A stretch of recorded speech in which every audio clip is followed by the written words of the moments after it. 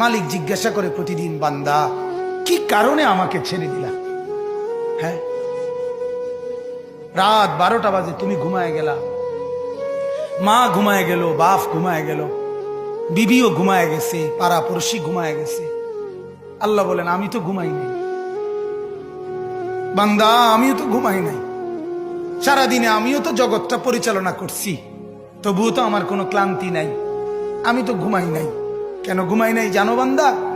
রাতের 2টা বাজে যদি তোমার পেশাব করতে হয়, রাতের 3টা বাজে যদি তোমার দরজা খুলতে হয়, তখন যদি তোমাকে উঠতে হয়, আর আমি যদি ঘুমায় যাই বান্দা, তোমারে চোখ মেলে দিবে কে?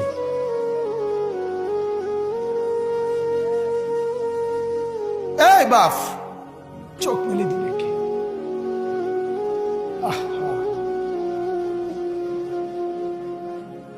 আল্লাহ আমাদেরকে মাফ করে।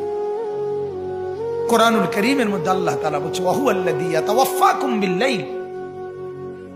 কোরআনে আল্লাহ বলে, বান্দা শোনো, প্রত্যেকটা মানুষকে রাত গভীরে যে ঘুম আমি দেই, সেটা ঘুম না, আমি ওয়াফাত দেই, আমি মূলত মৃত্যু দিয়ে দেই।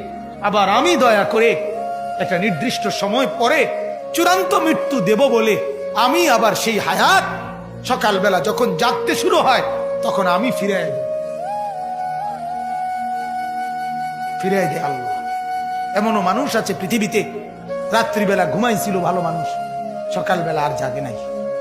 আমার একজন দূরসম্পর্কীয় চাচা আছে, প্রফেসর ছিলেন, ভালো মানুষ ছিলেন।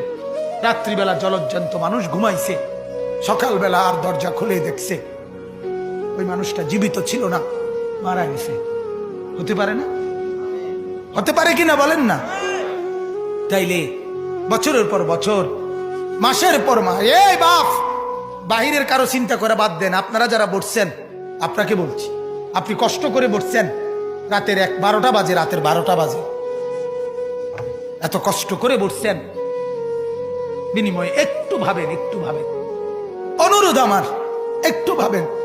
আজ মাঝে মাঝে মন চায় আল্লাহর বান্দা মুসলমানদেরকে বুকে জড়ায় ধরে কাঁদি যে বাপ, কেন এত ভুল করছেন? আল্লাহকে কেন এত নারাজ করছেন? যার বিবি বেপর্দা, আপনি আল্লাহকে কত পরিমাণ নারাজ করাচ্ছেন। যার স্ত্রী, যার মেয়ে বেপর্দা, আপনি আল্লাহকে কি পরিমাণ নারাজ করছেন বলেন? এক কুকুর মরলে, লাশ ফেলে রাখলে যেই দুর্গন্ধ ছড়ায়, সেই দুর্গন্ধে অল্প কিছু মানুষের কষ্ট হয় কিছুক্ষণ, কিন্তু এক নারী বেপর্দা হাঁটলে যে যুবকগুলোর চরিত্র নষ্ট হয়, সেই নারী এক মরা লাশওয়ালা কুত্তার চাইতেও বেশি দুর্গন্ধ ছড়ায়।